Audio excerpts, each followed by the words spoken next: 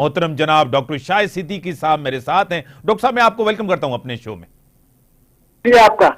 और डॉक्टर साहब, आज आपने वजीर खजाना मोहम्मद औरत साहब की आपने प्रेस कॉन्फ्रेंस भी सुनी, इक्तिसादी सर्वे रिपोर्ट भी आपके सामने, बड़े दावे उसने किए कि रुपी स्ट्रांग हुआ है और इन्फ्लेशन सिंगल डिजिट होने वाली है, उसकी तरफ हम जा रहे हैं। क्या कहेंगे इसके ऊपर? बहुत शुक्रिया। देखिए, पहले कुछ हकीकत हम बता दें, जो उनके आदाद शुमार है, मेरे अपने नहीं है। सही। नंबर एक, जो ये मौजूदा माली साल अब खत्म हो रहा है, इसमें पाकिस्तान की मईशत की कारकर्दगी इंतहाई मायूस कुन रही। हुकूमत ने जो अहम तरीन आदात रखे थे साल के शुरू में, मुताबिद हासिल नहीं हुए। और न सिर्फ यह कि वो हासिल नहीं हुए, बल्कि 2023 के मुकाबले में मजीद खराबियां आई। सही। मैं तो एक बात ये कहना चाहता हूं कि हमारी मईशत की शरह नमू जो है इस साल रही है 2.4%। 2.4%। भारत की मईशत की शरह नमू है 6.8%, यानी हमसे 3 गुना ज्यादा। लेकिन भारत की जो महंगाई है वो 6.8% है, हमारी 10 महीने की 25% है। तो महंगाई हमारी 4 गुना ज्यादा और शरह नमू 1/3। अगर इस पर ये खुश होना चाहते हैं, तालियां बजाना चाहते हैं, तो इनको मुबारक हो। कौम के लिए तो उसमें कुछ नहीं है, नंबर एक। सही। दूसरा ये कि जो कुछ आदाद शुमार हमारे सामने है, इस साल गुर्बत बढ़ी है। 10 करोड़ से ज्यादा लोग पाकिस्तान में गरीब हैं, जिनको 2 वक्त की रोटी पेट भरकर मैसर नहीं है। वो अपने बच्चों का इलाज नहीं करा सकते, अपने बच्चों को तालीम नहीं दिलवा सकते। बेरोजगारी बढ़ी है।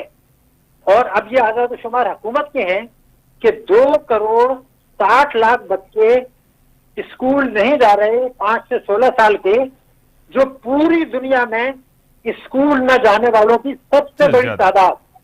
यानी ये जो है शर्फ भी हमें हासिल है कि सबसे ज्यादा जो बच्चे स्कूल नहीं जा रहे दुनिया में, वो इस्लामी जमहूरिया पाकिस्तान, जिसको सिखाया गया रब्बे ज़िदनी इल्मा। सही। अब जब आप ये देख लें तो जो कुछ बजट में रखा जाता है, अगर मैं आपके प्रोग्राम में ये कहूं कि 25 अलिफ जो है, 25 अलिफ आईन पाकिस्तान, वो तो ये कहता है कि आप 16 साल तक के हर बच्चे को लाजमी मुफ्त तालीम दें, 6 साल से 16 साल। लेकिन उसके लिए हुकूमतें कम रकम रखती हैं। और मैं ये रिकॉर्ड पे बता रहा हूं कि 2080 तक, 2080 तक खुदा न खास्ता ये बच्चे स्कूल नहीं जा रहे होंगे। तो ये जो 25 अलिफ है, तो सुप्रीम कोर्ट को भी तो चाहिए कि इसका नोटिस ले कि भाई ये भी तो आपका कानून है, ये भी तो आइन है, सिर्फ इलेक्शन कराना तो आइन नहीं है, और भी है, वो नहीं हो रहा। दूसरा ये था कि बिजली के नर्ख बढ़े, गैस के नर्ख बढ़े, लेकिन गर्दिशी कर्जा बढ़ गया। सही। तो ये गर्दिशी कर्जा कैसे कम होगा? इसलिए कि 500 अरब रुपए सालाना तो आप बिजली की चोरी हो रही है, बिल अदा नहीं हो रहे। हुकूमत ने जो टैक्स इकट्ठे किए और नॉन टैक्स है हुकूमत के वफाक के, उसमें सूदों को हिस्सा देने के बाद जो रकम बचती है, उससे कर्जों पर सूद अदा नहीं होता। यानी दफा समीद हर चीज कर्जों पर चलेगी।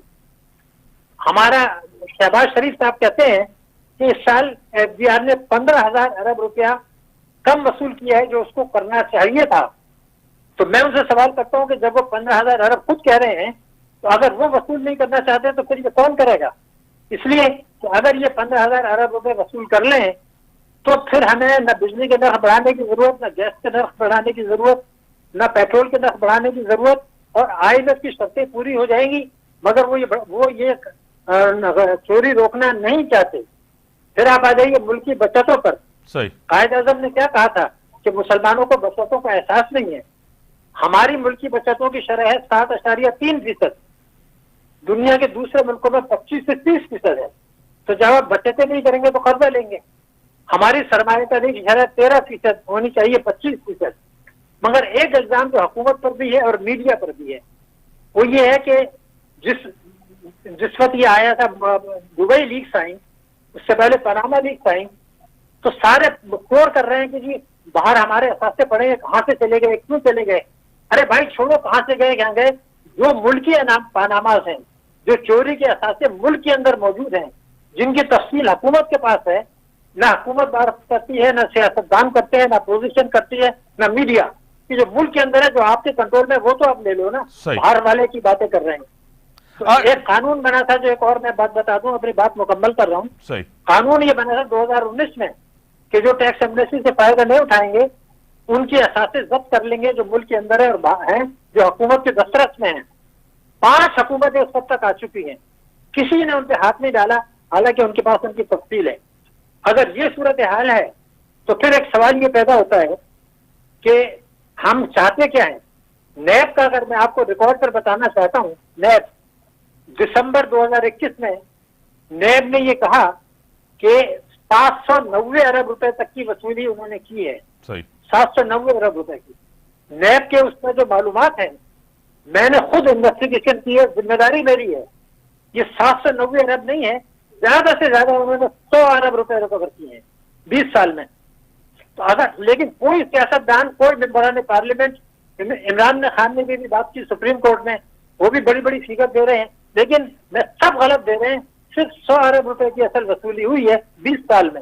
लेकिन कोई आदमी ये बात नहीं कहना चाहता, क्योंकि कोई सियासतदान नहीं चाहता कि नैब मजबूत हो। तो ये सूरत हाल अगर है और मॉनेटरी पॉलिसी करके आप मईशत तबाह कर रहे हैं, तो फिर तो कभी भी कुछ नहीं होगा, सिर्फ बातें होती रहेंगी। तो इसलिए जब तक आप आवाम को तैयार नहीं करेंगे, ये सूरत हाल रहेगी। जिस तरह डॉक्टर साहब आपने इंडिकेटर्स बताए एजुकेशन के ऊपर, पाकिस्तान का आइन कहता है उनके ऊपर जिम्मेदारी आईनी होती है, वो जिम्मेदारी पूरी नहीं हो रही। एक चीज आपको पता है, एजुकेशन हेल्थ पर कितना हम पैसा लगाते हैं, ये आपके बात सामने। दूसरी बात, टैक्स कलेक्शन आपके सामने। तीसरी चीज, रिफॉर्म्स कोई नहीं हो रहे। चौथा, आसान तरीका है, मुश्किल बहुत है, लेकिन मैं इसको आसान इसीलिए कह रहा हूं, डायरेक्ट आईएमएफ के पास पैसे लेने। क्या कहेंगे? देखिए, आप जो बातें कह रहे हैं वो 200% सही है, इसमें शुबे की कोई गुंजाइश नहीं है। लेकिन एक हुकूमत नहीं, तीनों बड़ी पार्टियां, इनमें आपस में मिली भगत है। ये ताकतवर तबकों को नवाजते हैं, वफाक और सूबे मिलके। ये 1985 से पीपल्स पार्टी भी यही कर रही है, और सूबों में वफाक में पीएमएल-एन भी यही कर रही है, और ये हुकूमत भी यही कर रही है, और तहरीक इंसाफ 2013 से केपी में यही कर रही है, वफाक में बाद में यही कर रही है। एक गठजोड़ है। तो जब तक आवाम को ये सारी बातें आप नहीं बताएंगे और आवाम तैयार नहीं होंगे, तो कौन ठीक करेगा, ये सवाल पैदा होता है। आईएमएफ भी मिला हुआ इनके साथ।